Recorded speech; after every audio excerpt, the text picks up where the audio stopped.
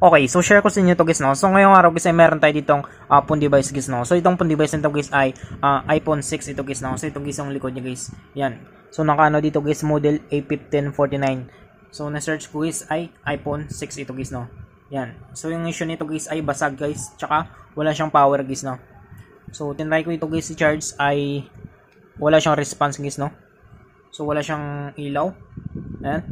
Wala siyang light indicator guys, no. So, ang gagawin natin dito guys ay bubuksan natin guys yung unit na ito guys para ma-check natin guys yung motherboard guys ng phone device na ito guys, no. Yan. So, malaki guys yung basag niya dito. So, na-stuck kasi ito guys sa may-ari kaya ang gagawin natin, check natin guys kung buhay pa ito. So, para magawa natin ito guys, para ma-check natin guys ay una natin gagawin guys ay tanggalin natin dito guys yung dalawang lock niya dito guys, no, na screw na ito guys. So, gagamit tayo dito guys ng mini screw natin guys na star guys, no. Ito guys yung ano niya. Ito guys yung tornilyo niya na dalawa na ito. So tanggalin natin yan.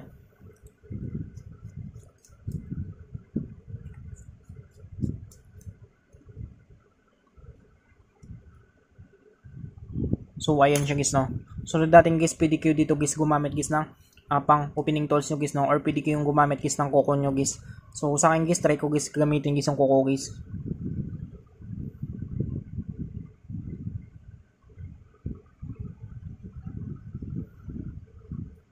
So parang ano pa ito guys, no, hindi pa siya nabubuksan guys. So parang stock pa ito guys yung LCD nito.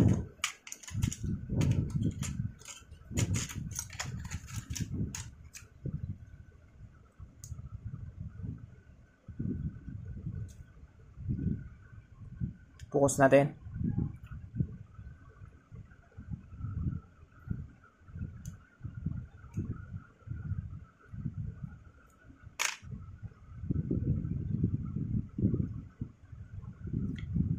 So ayan siya guys, no. So medyo mahirap pa siya guys tanggalin guys. So possible guys na stuck pa ito guys, hindi pa nabubuksan. So tayo pa lang makakabukas nito guys. So dito guys, para mabuksan natin ito ay gagamit tayo dito guys ng pang opening tools natin guys, no.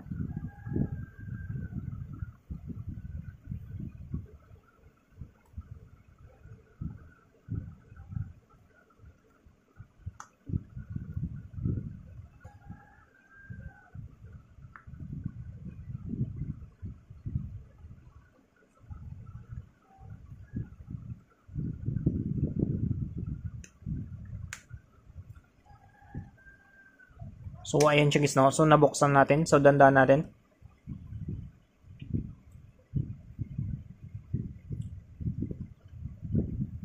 So ayan siya guys, no. So ito guys yung loob guys ng iPhone 6 guys. So hindi pa siya nabubuksan nito guys. Kung makita kasi niyo guys ay kompleto pa guys yung mga bolts nito guys, no. Yan.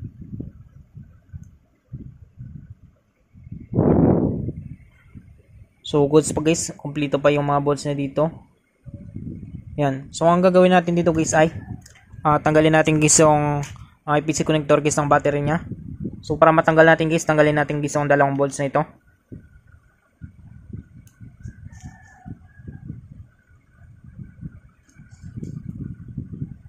So ayan siya guys, no. So natanggal natin.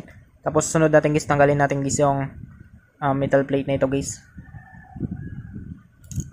Yan. So tabi lang natin to guys. So natin guys, tanggalin natin guys yung EPC connector guys ng battery niya guys, no. Or yung tinatawag natin guys na flexible printed circuit na ito guys.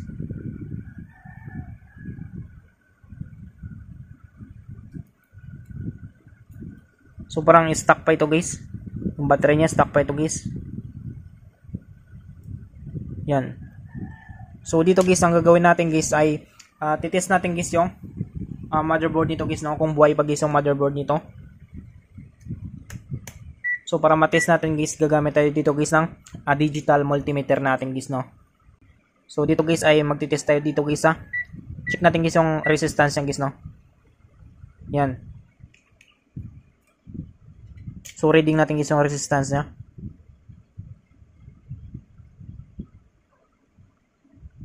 So goods guys yung ano niya guys, no, yung resistance niya guys. So diode mode tayo.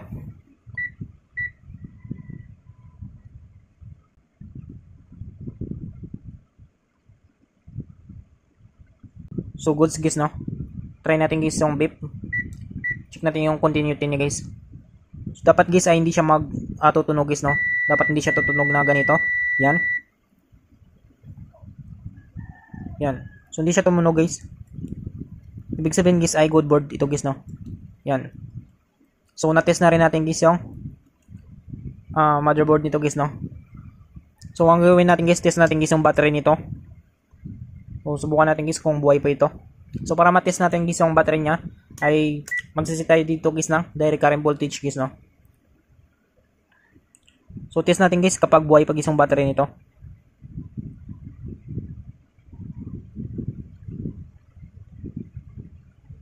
So buhay pa naman guys yung battery niya guys, no? Yan. So 2.9 nasa 3 na rin ito guys. Yan. So buhay pa naman guys yung battery niya, no? Yan. So try natin guys, i-battery shock natin guys yung battery niya. Subukan natin guys kapag mag-response guys, no? Ang problema kasi dito guys ay wala pa tayo ditong pamalit guys na LCD guys, no? Kaya hindi natin matitesting guys. So subukan muna natin guys, battery shock muna natin. Yan. So iPhone 6. So ito siya guys. Subukan natin.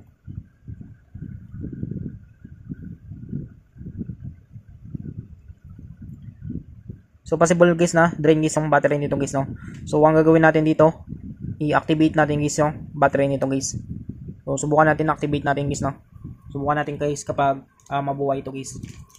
So type C pala ito guys. Kaya maghanap lang ako dito guys ng type C natin.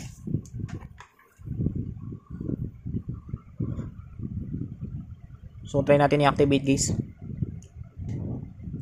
Yan.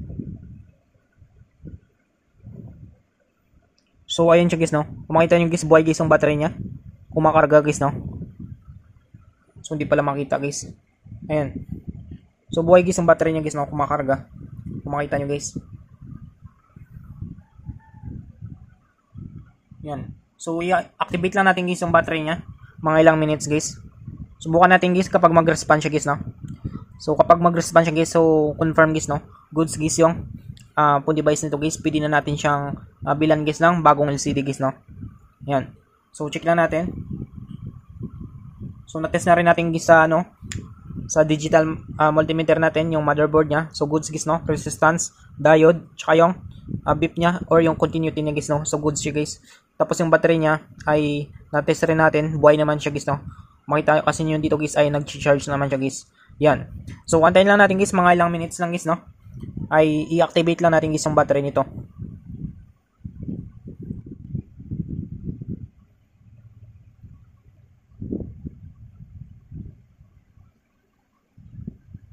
So ayun siya guys, no. So subukan na natin. So na-activate na natin guys yung battery nito. So tanggalin na natin guys. So subukan natin guys, no. So dapat guys mag-respond siya guys, no. Kasi na-test na rin natin guys yung motherboard niya guys ay goods naman guys yung guys, no. Tsaka yung battery niya. So bali all goods naman siya lahat guys. So kapag hindi talaga siya mag-response guys, possible guys na wala na talaga guys yung LCD nito guys, no. May tama na talaga guys. Or hindi na talaga nagdi-display guys yung LCD nito guys. Yan. So subukan natin guys. So dapat mga gano siya guys, no, mag-respond siya guys. Kahit light indicator lang or mag-ilaw lang siya guys. Ayan. So kung makita niyo guys, no, nag-ilaw siya guys. Yan. So problema lang dito guys ay yung LCD niya guys, no. May tama na talaga guys yung LCD niya guys. Yan. So kung makita niyo guys, mayroong lumalabas guys na ilaw. Yan. So ibig sabihin nito guys ay LCD lang guys yung tama guys ng iPhone 6 nito guys, no. Na-test na rin natin guys yung motherboard niya tsaka yung battery niya guys. Yan. So confirm guys, LCD guys yung tama nito. Meron lang siyang lumalabas dito guys na ilaw guys, no. Ayan, meron siyang ilaw guys na lumalabas. Yan. So pagkabagsak siguro dito guys or pagkahulog niya guys kaya ganito nangyari guys, no. Yan. Makita nyo guys. So ayan guys yung tama niya guys, no. So ganun lang yung guys, no, kapag wala kayong pang testing guys na LCD. So pwede din siyang gamitan guys ng digital multimeter nyo guys, no. Yan. So I hope guys na makatulong sa inyo itong video tutorial natin. Sa mga bago lang sa ating channel guys, no, huwag natin kalimutan guys i-click guys yung subscribe at yung notification bell button para ma-update ko kayo guys sa susunod natin guys na video tutorial. Thank you guys and God bless sa lahat.